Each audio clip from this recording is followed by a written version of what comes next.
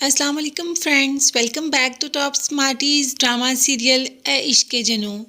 राहिम जो कि एमन को बचाने के लिए ही एमन से निकाह करने के लिए रजामंद हो जाता है।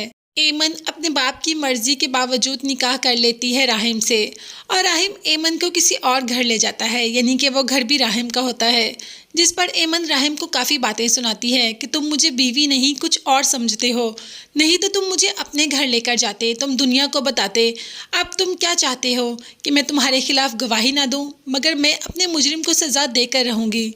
इस पर तो राहिम भी बहुत गुस्से में आ जाता है कि उसने एमन की इज्जत बचाने के लिए सब कुछ किया, उसकी जान बचाने के लिए किया, और वो इसके साथ ऐसा कर रही है।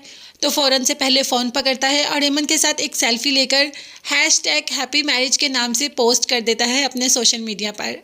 तो फ्रेंड्स, जैसे ही ये बात सोशल मीडिया पर पहुंचती है कि राहिम और एमन ने निकाह कर लिया, तो सबसे बुरा असर तो माहीन ही लेती है।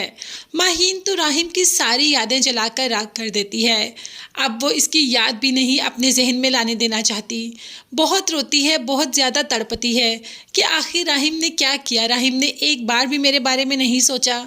राहिम ने तो किसी के बारे में भी नहीं सोचा, उसने सिर्फ और सिर्फ एमन के बारे में सोचा कि एमन की जान बच जाए।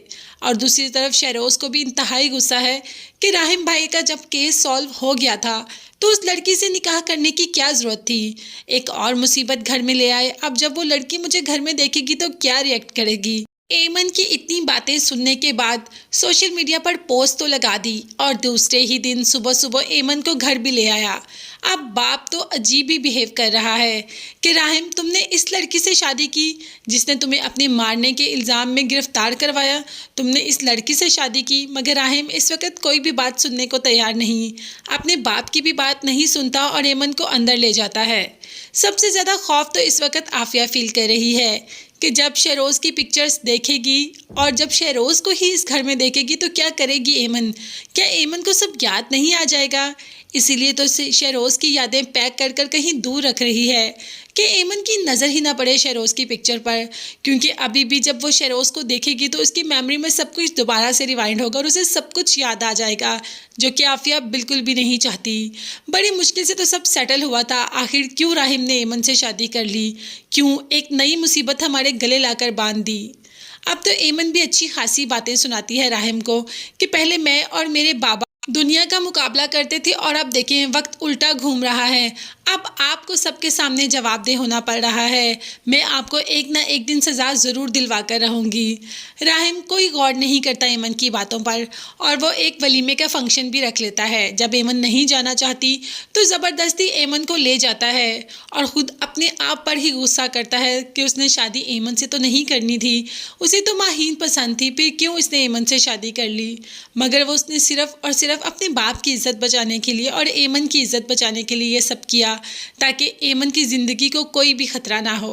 अभी तो एमन की बात नहीं समझ पा रही, मगर आगे जाकर एमन भी समझ पाएगी कि उसका मसीहा कौन है, किसने उसकी जान बचाई, किसने अपनी मोहब्बत को, अपने घर को, अपनी इज़्ज़त को दाव पर लगाकर एमन को दोबारा ज़िंदगी दी, एमन को जीना सिखाया।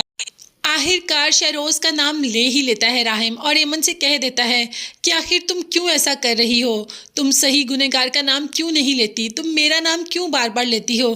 तुम सबको बताओ, तुम सबको क्यों नहीं बताती कि तुम्हारे साथ जो कुछ भी हुआ या तुम्हारे साथ जो कुछ भी किया वो शहरोज़ ने किया। मैंने कुछ भी नहीं किया, मैं तो तुम्हारी जान बचाने के लिए वहाँ पर पहुँचा था। तुम्हें पता है तुम्हारी वजह से मेरे बाबा मुझसे नाराज़ हो गए, मेरे बाबा मुझसे दूर चले गए। तुम बताओ ना, तुम्हारे साथ शहरोज़ ने ऐसा किया तो तुमने मेरा नाम क्यों लिया। तो अब एमन का कहना है कि हाँ, उस मुझे थोड़ा थोड़ा याद आ रहा है। मतलब ये कोई अजीब सा ड्रामा ही लग रहा है। जब राहिम से शादी हो गई तब एमन को थोड़ा थोड़ा याद आ रहा है। वैसे ये सीन किसको फ़नी लगा कमेंट्स में ज़रूर बताइएगा। चैनल को लाजमी सब्सक्राइब कीजिएगा और बेल आइकॉन भी प्रेस करें ताकि हर नई आने वाली वीडियो आप तक आसानी पहुँच सके। अपना बहुत ज़्यादा ख्याल रखिएगा, अपनी कीमती दुआ में मुझे मेरी फैमिली को भी याद रखेगा। नेक्स्ट वीडियोज़ तक के लिए अल्लाह हाफिज़, bye bye and take care.